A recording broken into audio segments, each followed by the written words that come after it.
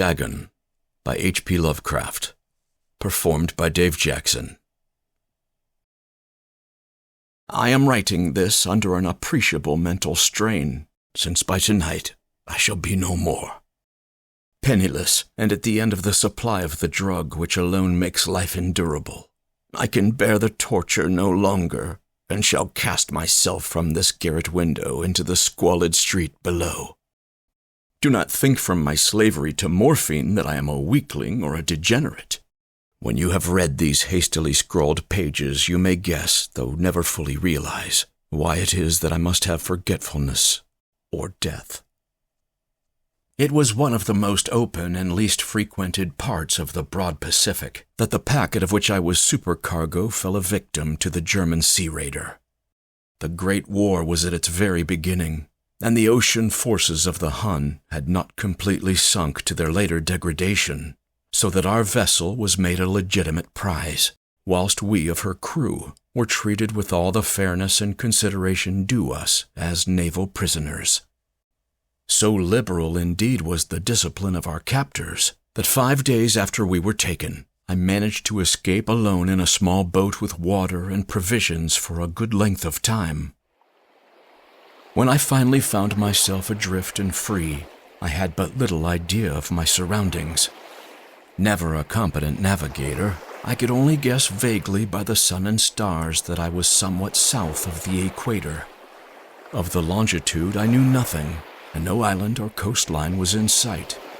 The weather kept fair, and for uncounted days I drifted aimlessly beneath the scorching sun, waiting either for some passing ship or to be cast on the shores of some habitable land.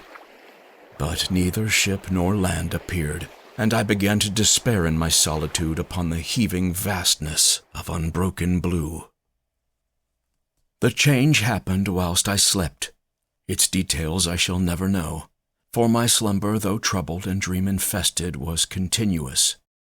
When at last I awaked, I was to discover myself half sucked into a slimy expanse of hellish black mire which extended about me in monotonous undulations as far as I could see, and in which my boat lay grounded some distance away. Though one might well imagine that my first sensation would be of wonder at so prodigious and unexpected a transformation of scenery, I was in reality more horrified than astonished. For there was in the air and in the rotting soil a sinister quality which chilled me to the very core. The region was putrid with the carcasses of decaying fish and of other less describable things which I saw protruding from the nasty mud of the unending plain. Perhaps I should not hope to convey in mere words the unutterable hideousness that can dwell in absolute silence and barren immensity. There was nothing within hearing, and nothing in sight, save a vast reach of black slime. Yet the very completeness of the stillness and the homogeneity of the landscape oppressed me with a nauseating fear. The sun was blazing down from a sky which seemed to me almost black in its cloudless cruelty, as though reflecting the inky marsh beneath my feet. As I crawled into the stranded boat, I realized that only one theory could explain my position. Through some unprecedented volcanic upheaval, a portion of the ocean floor must have been thrown to the surface, exposing regions which for innumerable millions of years had lain hidden under unfathomable watery depths. So great was the extent of the new land which had risen beneath me that I could not detect the faintest noise of the surging ocean, strain my ears as I might, nor were there any sea-fowl to prey upon the dead things. For several hours I sat thinking or brooding in the boat, which lay upon its side and afforded a slight shade as the sun moved across the heavens. As the day progressed, the ground lost some of its stickiness and seemed likely to dry sufficiently for traveling purposes in a short time. That night I slept but little, and the next day I made for myself a pack containing food and water, preparatory to an overland journey in search of the vanished sea and possible rescue. On the third morning I found the soil dry enough to walk upon with ease.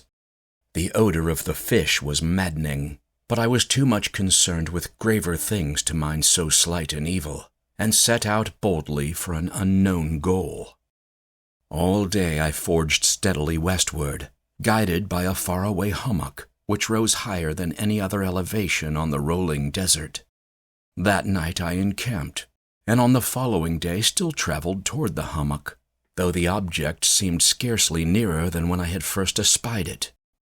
By the fourth evening I had attained the base of the mound, which turned out to be much higher than it had appeared from a distance, an intervening valley setting it out in sharper relief from the general surface.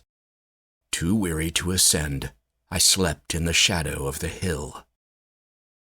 I know not why my dreams were so wild that night, but ere the waning and fantastically gibbous moon had risen far above the eastern plain, I was awake in a cold perspiration, determined to sleep no more.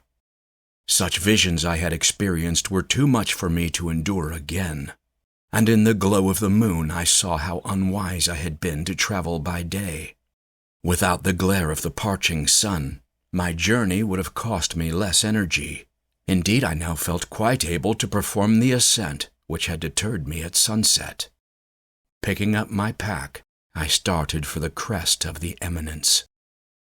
I have said that the unbroken monotony of the rolling plain was a source of vague horror to me, but I think my horror was greater when I gained the summit of the mound and looked down the other side into an immeasurable pit or canyon, whose black recesses the moon had not yet soared high enough to illume.